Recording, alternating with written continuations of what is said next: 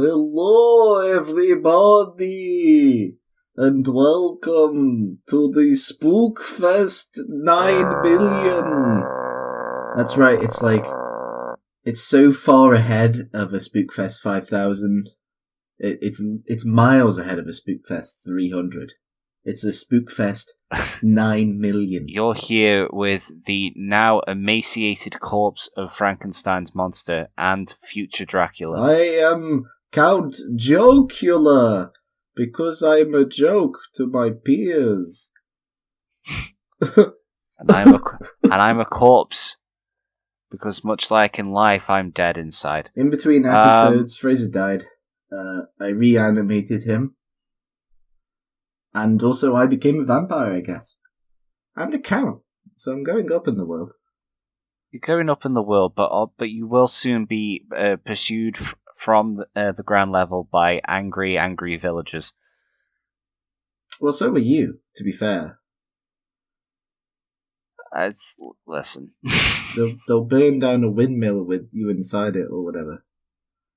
Are you basing the entirety of anything to do with Frankenstein's monster off Van Helsing?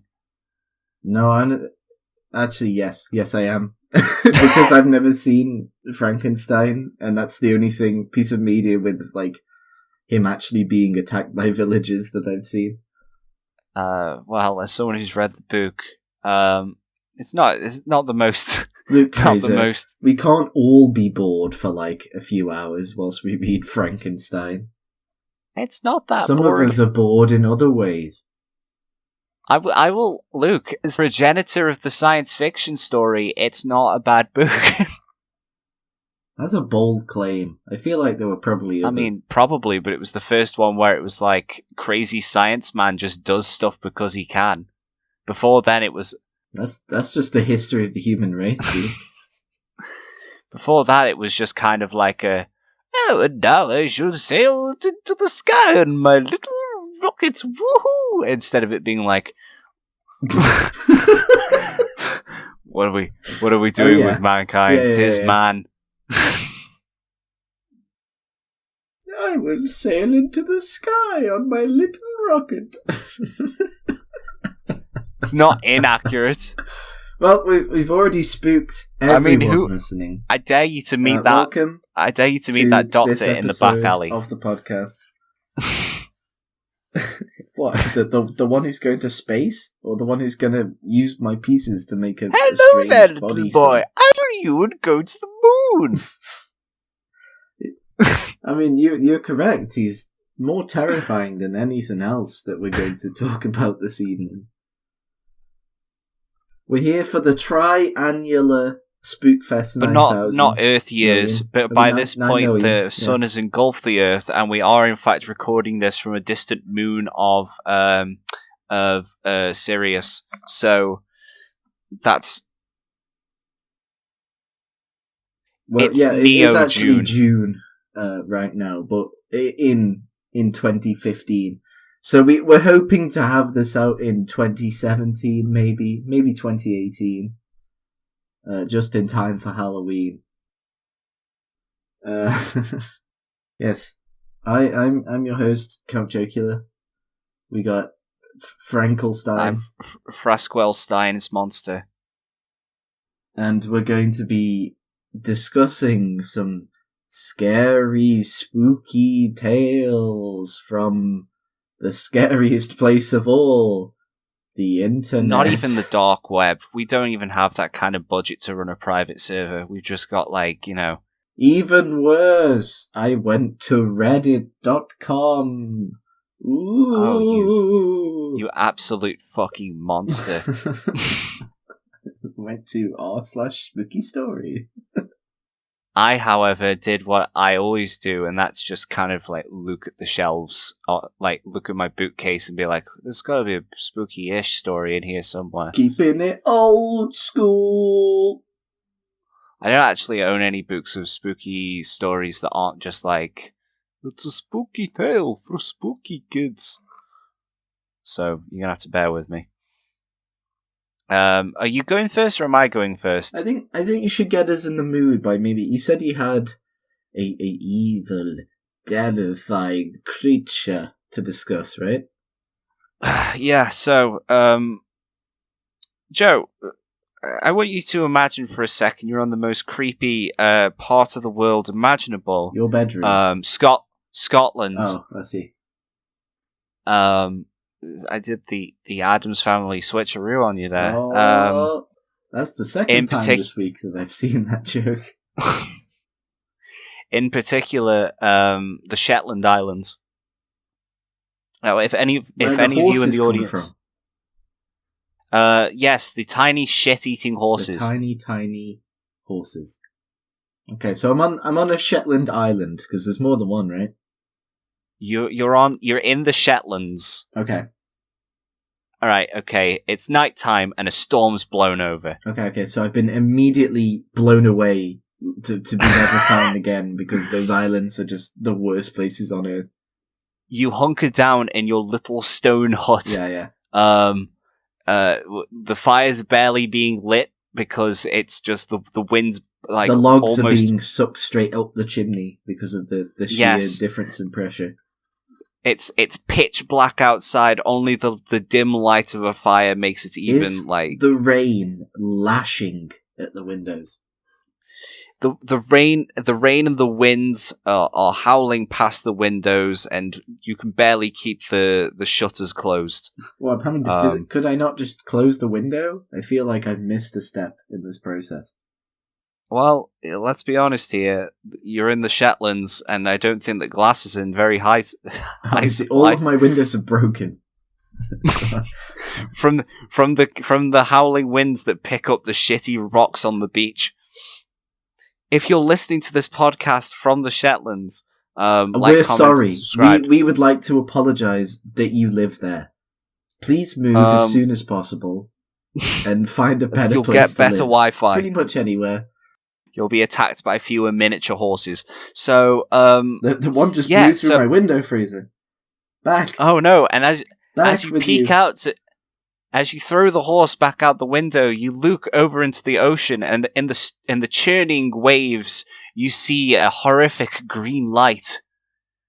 Okay. And out of the ocean, in the midst of this storm, comes a horrifying creature. And I'm gonna list off the traits of this thing right now.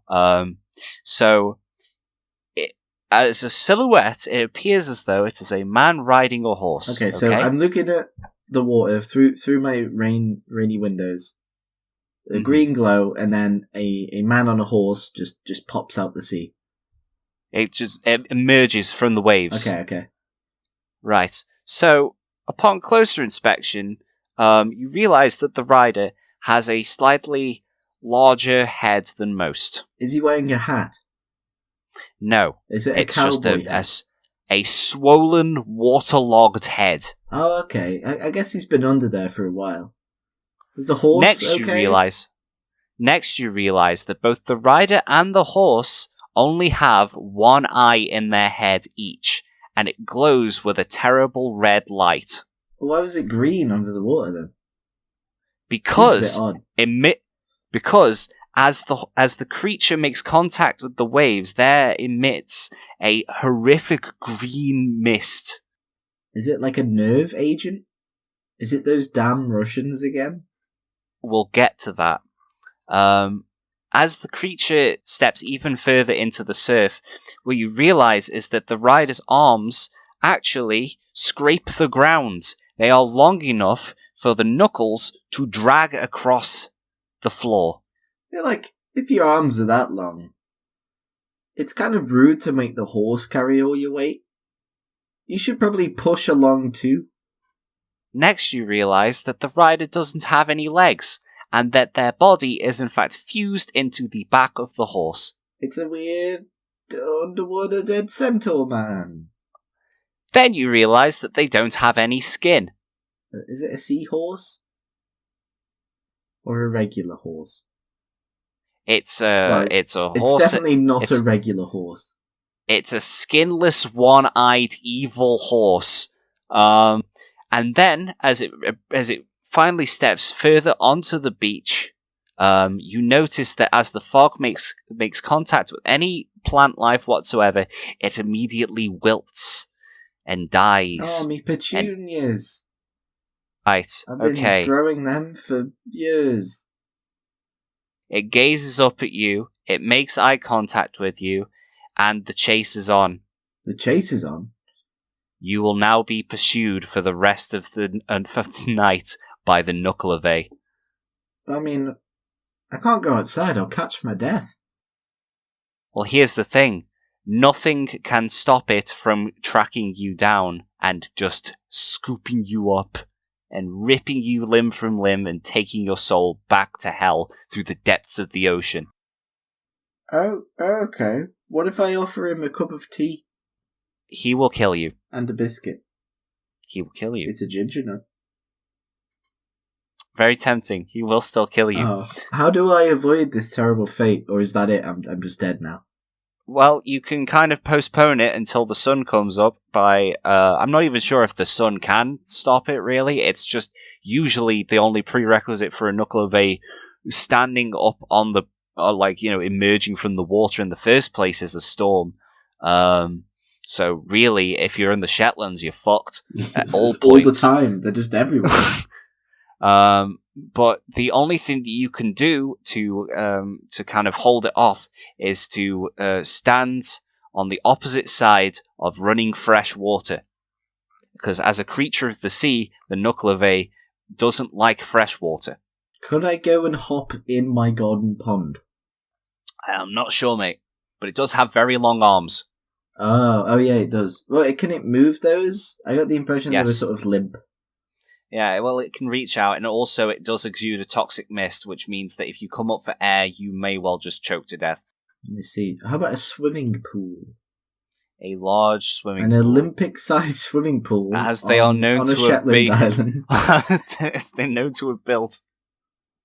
Yeah, that's the basic gist of it. The Nucklavee, it's one of a long list of watch yourself, otherwise your crops will wither and your soul will be dragged to hell. I read quite a few of those. We'll have thrown an image up, but just your description alone sounds like one of the most horrifying creatures I've ever heard of, honestly. I mean, wow. I wasn't expecting that when a green glow started, outside my front door, but clearly I should never have come to the Shetland Islands. It's one of a long list of creatures which are horse-based, show up, take your soul. There's also the wild hunt. There's that one thing that Shakespeare described where it's a man wearing a stag helm, and he has stag horns that scrape through the air.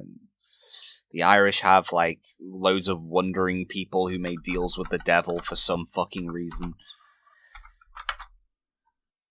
Oh, Jesus. Oh, it's big as well. It's very big.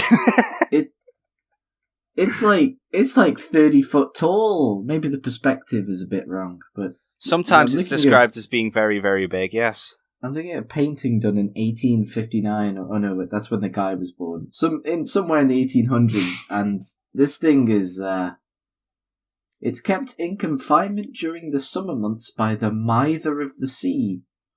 I guess she just mithers it. She's just like, oh, don't go up there. Not in this weather. You'll catch your death. I mean, the Shetlands, right? They're not very big. Yes.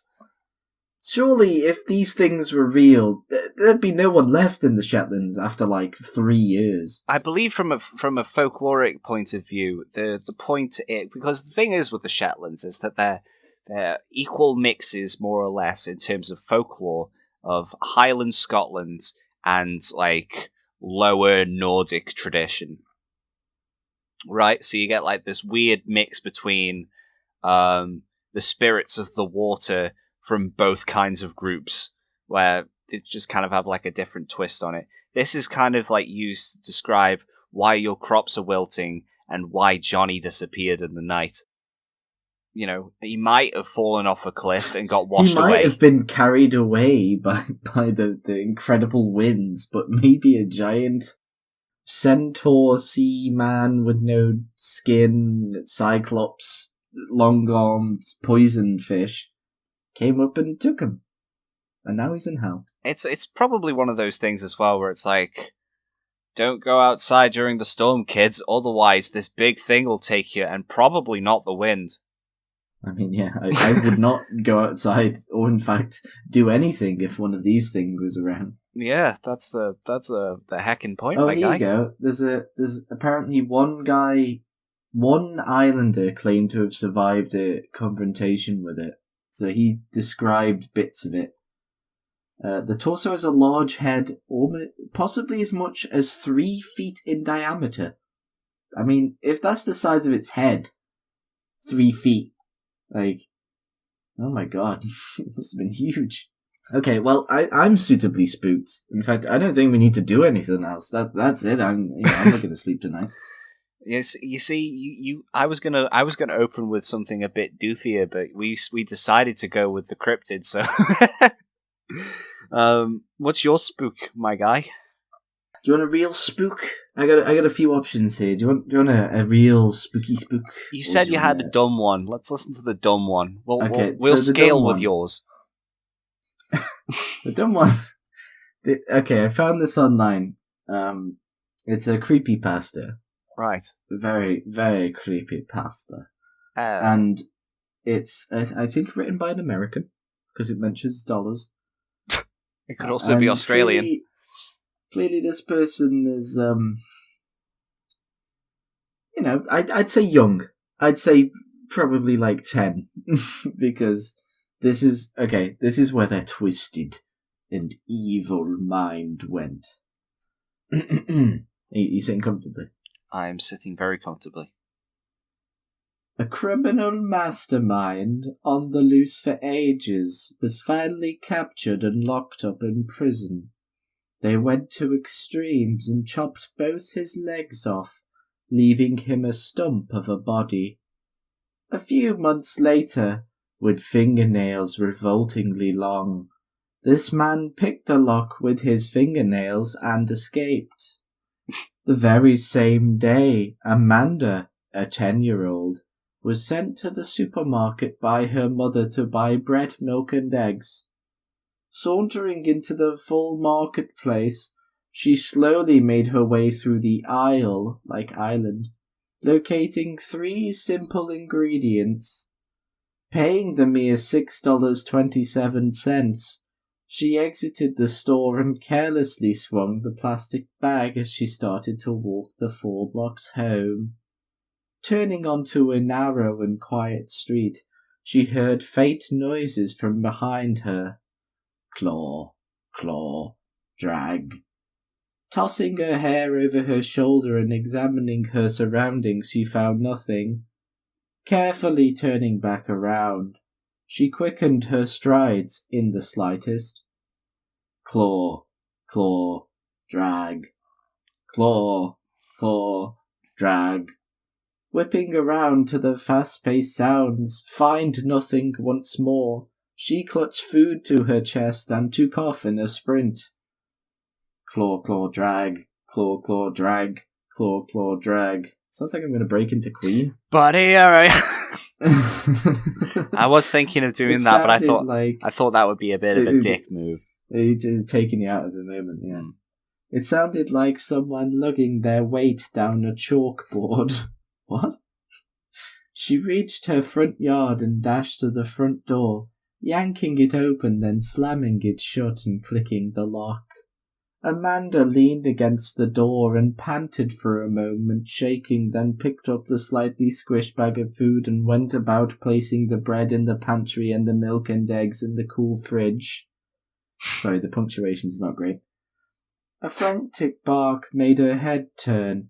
Charlie, her Jack Russell Terrier, was her most prized and loved possession. Taking a deep breath, she eased the door open and stepped outside. 30 minutes later, Amanda's mother wondered if she had gotten back yet. Standing up from her computer and shuffling to the kitchen, sure enough, there was the percentage sign too, sitting in the fridge. Furrowing her eyebrows, she looked in the child's bedroom and yelled around the quaint house. Making one last connection, that maybe her daughter was playing with her puppy on the front lawn. She thrust open the front door and let out a piercing scream. Yes, she had found her daughter and her dog, but, alas, not in the form she'd hoped. Both dead, hanging from the old oak tree, legless. End. Okay, That's so it. That's if I were the villain of this story is a mutilated man. a mutilated serial killer man. Right. Why did they remove his legs? Well, specifically, it states they went to extremes. Alright. It's not really that much to say, except for the fact that, you'd think he'd have, invested in, a skateboard. A skateboard would be good. Maybe he could have used the dog. If he tamed the dog, he could have sat on it and been his own little knuckle, what was it? Nucklavee. Nucklavee, yeah. He's got the long arms, he spits poison. He spits on fire.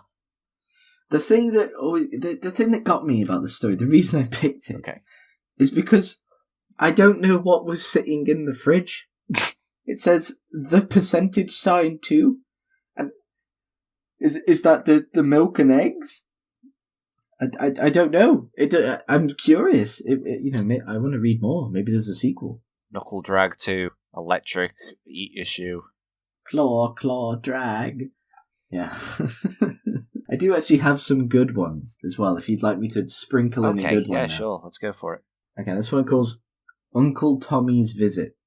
Now remember, I don't want you talking to him unless I'm around, you hear? Yes, Dad. I'm serious, now tuck in your shirt, he's here. The front door swung open and there stood Uncle Tommy, drenched in sweat from a day's work in the summer heat.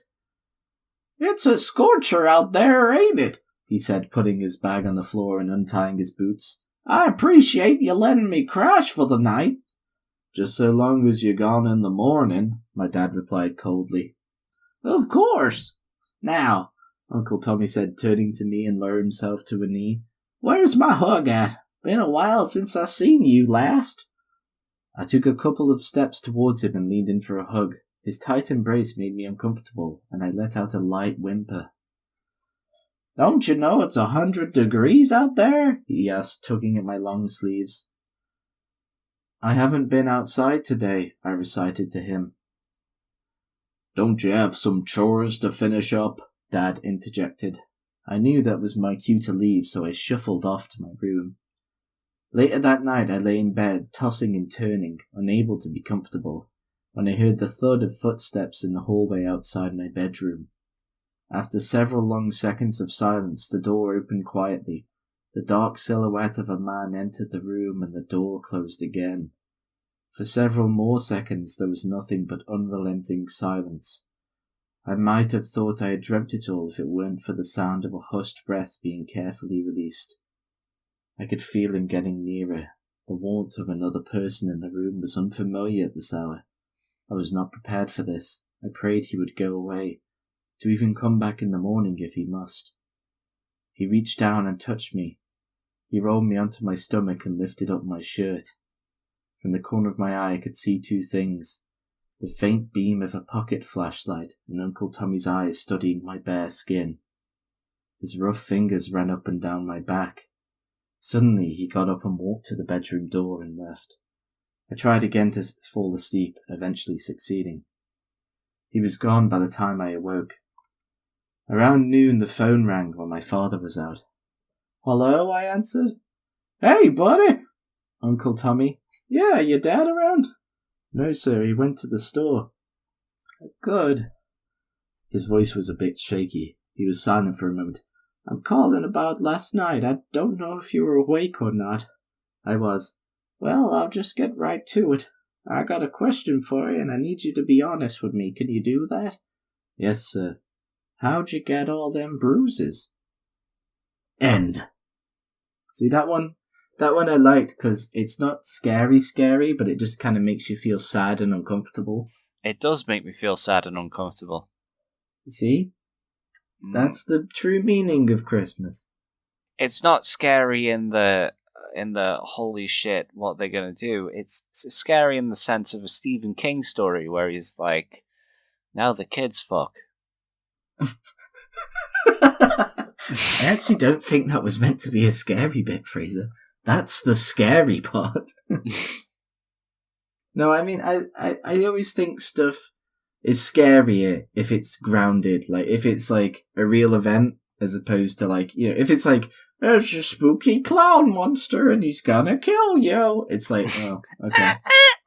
If it's like, I forget what it's called. There's a horror film where like, they go to a place and then there's just 3 people and like slowly the 3 people kill her family, and at one point she asks like why, and they're just like, because it's fun, and it's like, it's very grounded, realistic like kills and stuff, and it's like disgustingly creepy and I don't like it at all. That's the real scary stuff. Go on, get me spooked now. Oh god. I've given you a little spooky tease. Alright, hold on. I've talked about it on the podcast before, actually. This is like, it's also kind of a cryptidy type thing, but it's also like it's weird. Mothman. Kinda, but no. Goat boy. No. Pig child. You can just kind of stick like animal and then some other word together. Jersey devil. Dog car. That just sounds pretty rad, actually. The dog car is here, and he's come to take you out. They have those duck buses in, is it Liverpool? Oh. They drive into the water. I need to go into... And you drown. I need to go to Liverpool more often. Right, okay, so I've talked about the hairy hands of Dartmoor before. This is a callback to episode 0? Was that episode 0? It might well be. Okay. So, so it comes from Devon, this does. The good old Devon in the UK. And so it's set in a place called Postbridge in Dartmoor in Devon, on a B road of all places. So it's going through like a terrible, heathery, just like, you know, the only thing that's there is farmers and hills and just very little else. Kind of road where you drive for like 30 minutes, see nobody, then you round a corner and a tractor nearly like crushes you. Yeah, the kind of thing where the only building for miles and miles around is either the farmhouse or a nearby pub. Yeah, pretty much. That's most of England, to be fair. Alright, so here we are. So it's on the B 3212, if you want to dig that up on a map. If you want to make a pilgrimage. Yes. Then the gist of it is that in the early 20th century, there were a load of recorded incidents of people losing control of their vehicle and dying as a result of a spectral pair, disembodied, hairy hands that would grab the either the steering wheel or the handlebars of whatever your vehicle was, and just kind of steering it automatically down the hill into a ditch where you'd perhaps like crash into like one of those stone walls and die. You'd sink in the many swamps of Devon. I'm not sure if Devon does have swamps. I'm not very frequent down peat there. Bogs, and then you'll never be found. Now, the interesting thing here is that in some cases, the hands are described as invisible. Well, how do they know their hands then? Well, that's the thing. You don't. And how do they know they're hairy? Right. Okay. So, because there were survivors. There were passengers in the cars who came out and they were like, "Look, this is weird." So it's like, to give you an idea of. Are we talking about early 1900s cars? Yes. So like, I mean, they're going at like 20 miles an hour. Then. Yeah. It's like the first, and then they spin wildly out of control and explode. The two incident. Well, the first incident was in 1910, and the last one was in 1924. Okay, so the 14-year reign of terror of a pair of hands. Yes. So like I said, the basic gist of it is that vehicles will be driving down this road, and then all of a sudden they would be jolted violently and steered off the side of the road as if something had just wrenched it out of their control. Some car drivers were killed this way. A motorcyclist with a sidecar lost control and kind of got a bit, fucked up by it. The hairy hands on the sidecar. There were two girls. There were two young girls in the sidecar who had seen it. There was one instance of a woman camping in the mall with her husband and saw the hands trying to gain access to the caravan during the night. The hands jerked my husband off. Ooh. And she said that the hand retreated after she made the sign of the cross.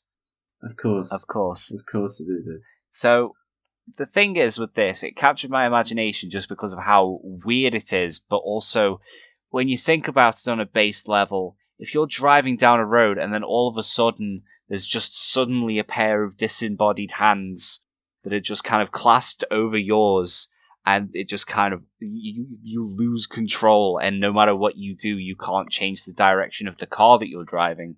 That's some pretty fucked up stuff. Do you think we could come up with a way to defeat the hairy hands of Dartmoor? It's very simple. You wear the spiked gloves that punks wear. Oh, I see. Had they been invented yet, though? I don't think so. That's why it's... See, I've got a plan that you can do at any time period. In case you're a time traveller who goes to the B3212 or whatever. And then you see a pair of hairy hands floating at you from the horizon. Challenge them to an arm wrestle or a thumb war. If you defeat them, you get to shave them, which drains them of their power, like Samson. Right. If you lose, though, they do drown you in the swamps. You keep saying swamps. I'm fairly certain these things aren't quite... There's a lot. I've holidayed in Devon many times. It's a swampy wasteland. Oh, I see. So what people actually think is just put up a picture of the dead marshes from bloody Lord of the Rings, like actually Devon.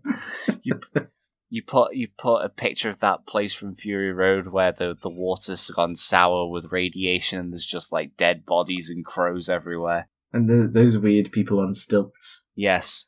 Those are the people of Devonshire. So what people think is actually happened during that time period is that because of the invention of the automobile and other such contraptions, people were getting out more and more, but they weren't used to the roads.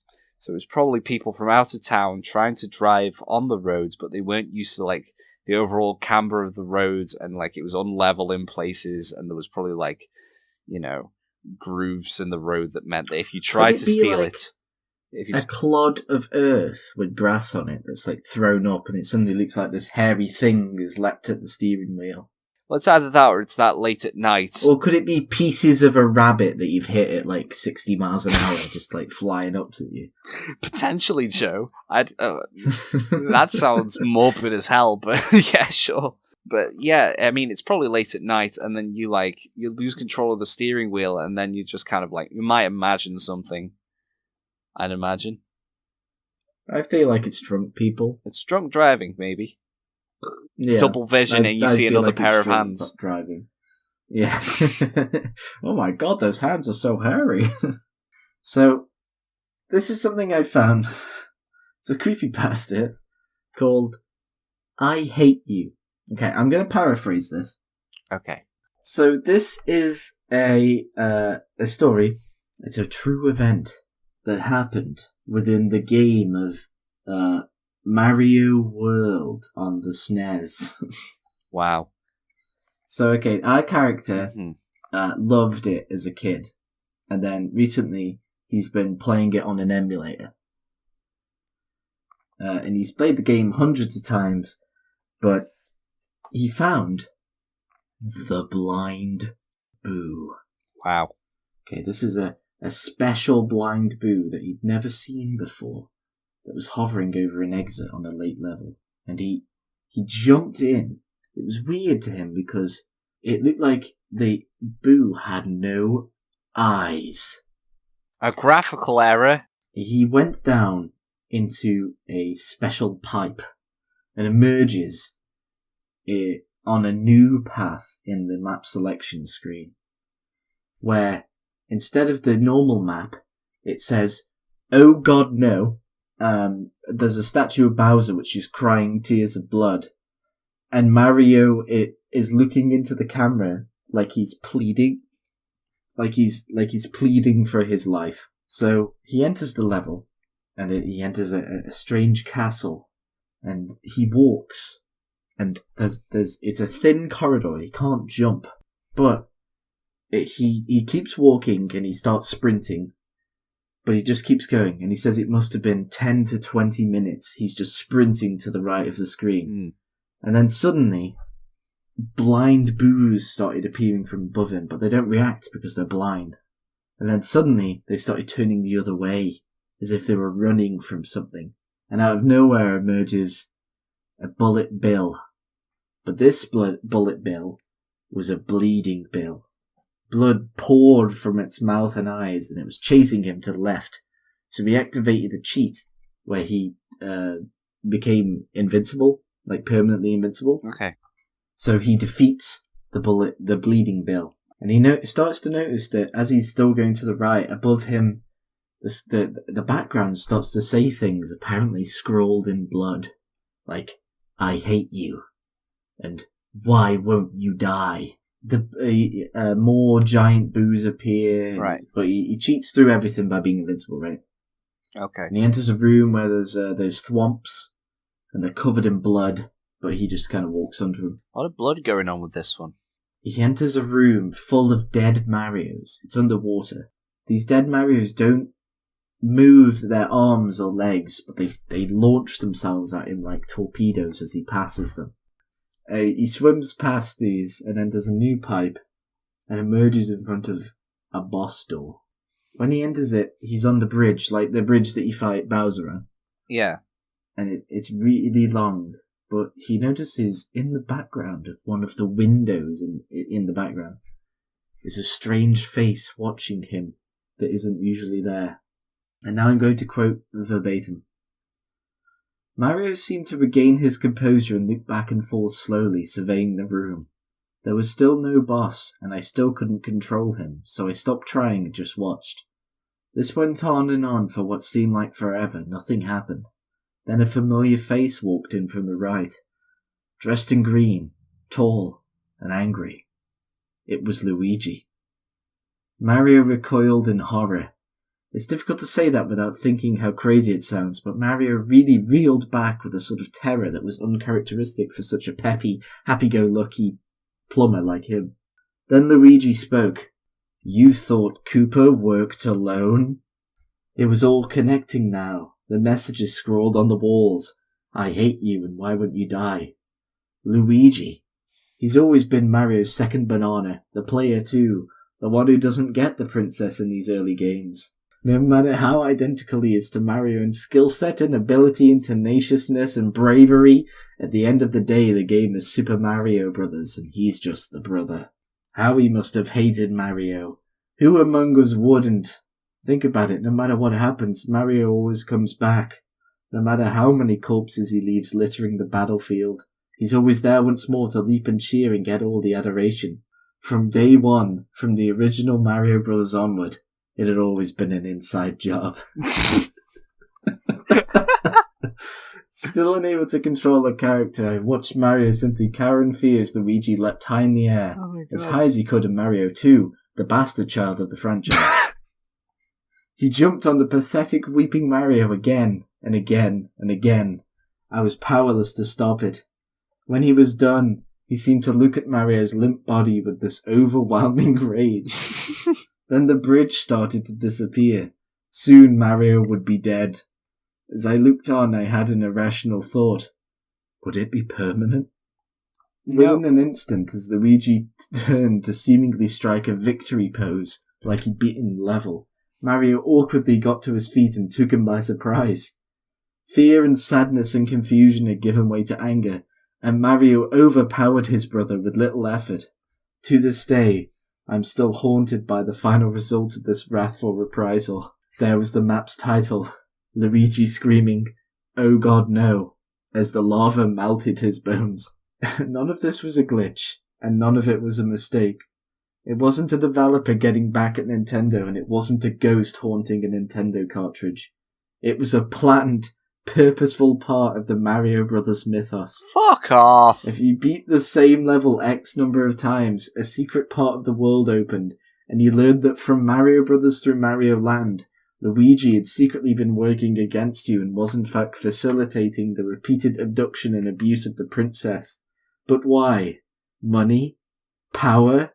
No, it was all there. Because he couldn't take not being the one in the spotlight. Not being Mario himself. After Luigi died, well and truly died, Mario just sat on the edge of the bridge and wept. Then he continues and says, the rest of the game was the same as usual, apart from the final image. What is that? Why is... He's burned because he was thrown into lava. Oh, of course, yeah. I mean, what kind of lava wouldn't just leave damage to the face? Luigi couldn't take it, Fraser. That was a great one. Honestly, that's probably the scariest thing I've ever read in my entire life. Right then, would you like to do a little more? Yeah, just one short thing. So the one which I wanted to talk about, it's a side story of a bigger History Channel what's the conspiracy story. So you're familiar with the mummy's curse of Tutankhamun, I take it? Of course. It was immortalized in the film The Mummy. Of course, yeah. That classic documentary, Brendan Fraser's The Mummy. No, he's not the mummy. That was some other dude. Oh, yeah, you're right. That was Tom Cruise. So, basically, the guy, one of the guys who was supposedly cursed by this guy was a chap by the name of Lord Carnarvon, and he had a friend who also dealt with the Egyptian supernatural. Did you know? I didn't know. So basically, there's this other guy. His name is Lewis Hammond, who I'm tempted to read as Louis Hammond, but I'm not going to because I'm not sure. He's probably the most British man that I'll ever see. Wait, did he have the power of ripple? He may well have been able to destroy the ancient mummies using the breathing technique of the ripple, yes. But basically, historically speaking, the backstory of this tale goes that there's this pharaoh, you may have heard him, called Akhenaten. Yes, I have heard of him. So basically, he has an argument with his daughter and decides, to deal with it like a civil man and have her viscerally executed. Yeah, of course. That's the typical punishment when your child is acting out. Yeah. So, but the thing you need to be aware of is the fact that in death, the Egyptians believed that every single part of the body was useful, and that without every single part of the body, present and accounted for in some way, shape, or form, you would not get into the afterlife. Like Osiris, right? Yeah. Yeah, pretty much. So, as a final act of pettiness, I'll call it, Akhenaten decides, to chop off her nipple. Not that far off. Her hand, mostly. He decides that... That's kind of far off. You see, well, it's chopping something off. Decides that, in death, my daughter shouldn't go into the afterlife, so what we should do instead is just chop off her hand. So she was mummified and put in a sarcophagus, and it was all gilded and shit, but she didn't have a hand. So it was pretty much just like a, nah, you're not going into the afterlife, bitch. And her hand was basically just kind of like kept safe, just in case someone wanted to put it back into the tomb against her father's wishes. But it just became like this weird relic. It's just like, just the hand. The old family hand. The weird mummified hand. So it got passed down through generations, and, it became a weird kind of, oddity among the rich and famous Arabs that would move into the area. until even they lost interest with it, and it got sold to Mr. Hammond in an Egyptian flea market. Okay. So this is the story he was told by an Egyptian man who really needed some money. He really wanted to get rid of this hand, yeah. So basically, it was given to him as a gift because Lewis Hammond had helped this man overcome malaria. So he says, "I know, I will give you this precious item as you have helped me out in this time of need." And he didn't want it, but he was pressured into taking it home. So he's like, "Well, it's a story." So he took it home, and his wife hated it, and so she's like, "Why don't you just give it away? Why have you got to bring it home?" And he's like, Honey, do we have to have this strange mummified hand lying around? And he's like, "I tried to give it to all the museums, but none of them saw the merit in having a mummified hand." No. So they just kind of put it away. They had like most families did back then. They had a wall-mounted safe, and so it was just like, just throw it in there. We'll forget about it. If we're gonna keep it, at the very least we don't have to show it off. Many months passed until finally it was October, the spooky month. The spookiest of months. It was October in 1922. And they opened up the safe, and they looked in the safe, and they were like, "Oh shit, this hand isn't mummified anymore. This is just a regular, fresh, it's just a person's hand. Regular, fresh cut human hand. It's still like, pink. There's no there's no decay on it whatsoever. It's just a hand." Right. And so their first instinct is to destroy it until Mr. Hammond thinks, "Hold on a second, we'll give this an appropriate burial ritual." Of course. So it's Halloween, and right. and Mr. Hammond, a very sacred day for the Egyptians. For the Egyptians, of course, and he gets his best copy of the Egyptian Book of the Dead. And he starts... Because he has one, I guess. He went to Egypt. He might as well have... Okay, so he has one. Don't... that's the rule. They hand one out at the airport. The airports in 1922. The plane existed. You don't... It wasn't exactly... We don't know what he was into on the side. For all we know, he wasn't a good Christian man. He was a worshipper of Cyrus. So he read prayers from the Book of the Dead, presumably at random. He wasn't there. I'd assume so. I mean, I'm surprised he can even read them. I imagine it was like translated across. Because he was like, bird, wibbly line, 2 cranes, a reeds. Towel rack, a food processor.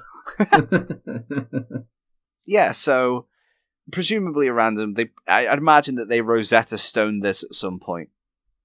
Literally. Yes. Not like went on the website. I didn't mean the website. It's the way you said they Rosetta Stoned it, like they Googled it. They put bird towel rack food processor into the Google Translate thing and waited to see what happened.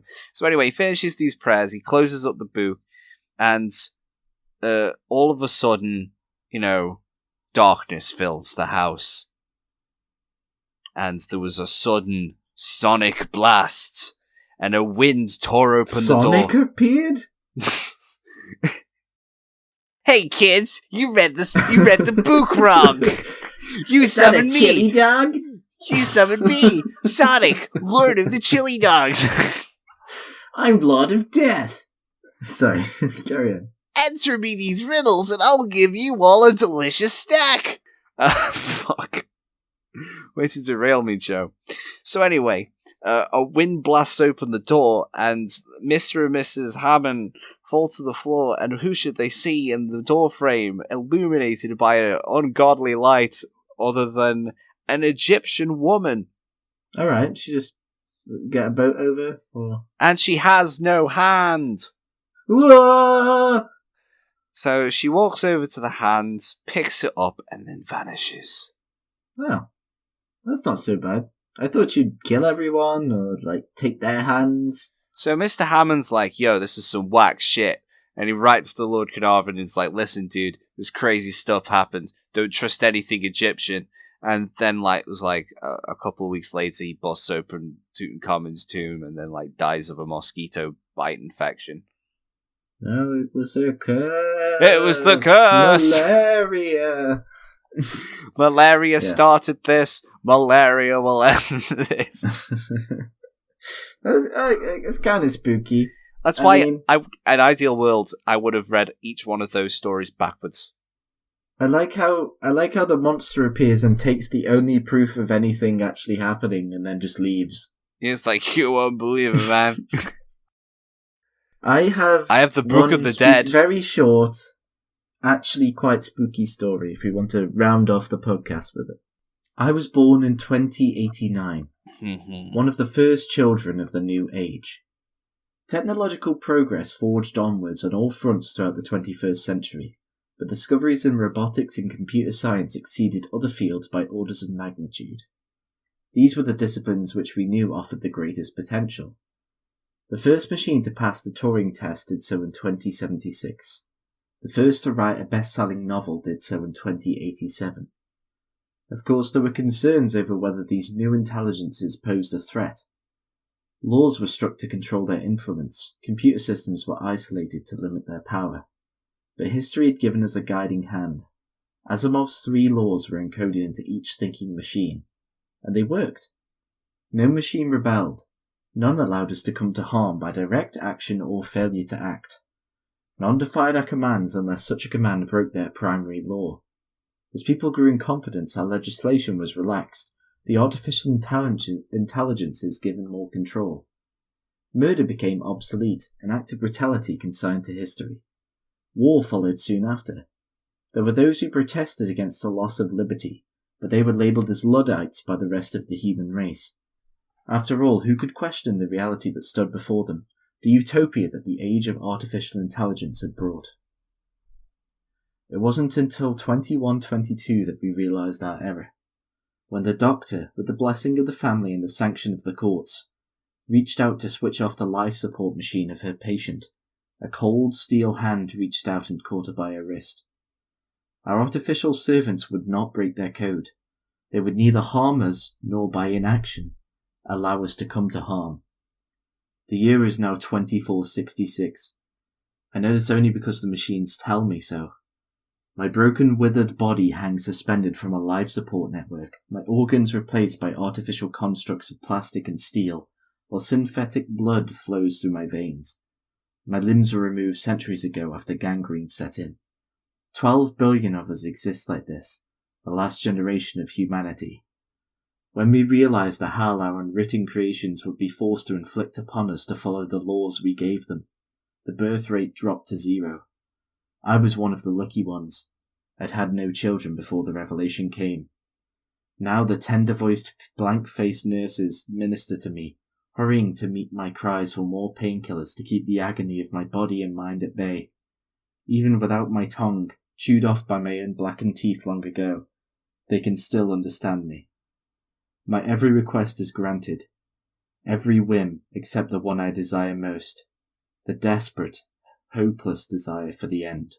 That's a much more interesting take than AI decided that the one thing that it needed to stop was humanity itself. I know, right? It's like real creepy. Yeah. I mean, it reminds me of it was like a 4-panel comic which I read a couple of weeks ago, where it was like a time traveler went to the future, and it's a future where humanity is basically everyone's locked into a room where it's like no one will ever come to harm, but at the same time all of life is lived with a constant feed of chemicals that just alter brain activity. And the time travel's reluctant to try it at first because she loves adventuring and exploring, but then she's convinced under the basis that you get literally the same emotions from just being hooked up to this machine, and the final shot is just her, just sitting there, blank-faced, just zoning off into the distance as the world slips away and she falls into this weird euphoric coma. Oh, that's pretty spooky too. That's also very spooky. Admittedly, it's kind of like in that situation, it's like, but why though? Like, okay, who does everything? It's like it's all mechanized. You live in a room. Yeah. She shows up and there's a flying robot that's like, here is your room key and your pills. This is Flying Jeeves. Would sir care for a drink? Would you like a dopamine shot? Well, I've been depressed lately, so go for it. I would recommend the serotonin. Anyway, yeah, I think that's probably us done for the day. Really, I'm thoroughly spooked out. I don't think I can take another scare without my heart literally clawing its way out of my chest and throttling me. I don't think I could take another scare. That Luigi one really got me. The Luigi one's probably my favourite one, to be honest. Although I did quite like the Nuckly Wuckly.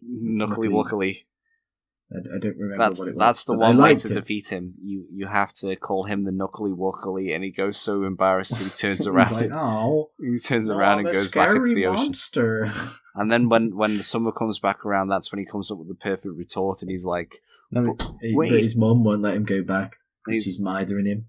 Yeah. So we hope you enjoyed this scary, creepy episode, and we will see you all next time for the spookiest time of year, Christmas. We'll probably have an episode before Christmas. You'd like to believe that, wouldn't you? But yeah, I've been Joe. I mean Count Joecular, blah. And I am Fraquellstein, this monster. Whatever noise Frankenstein makes. Yeah, that one. Bye. Bye.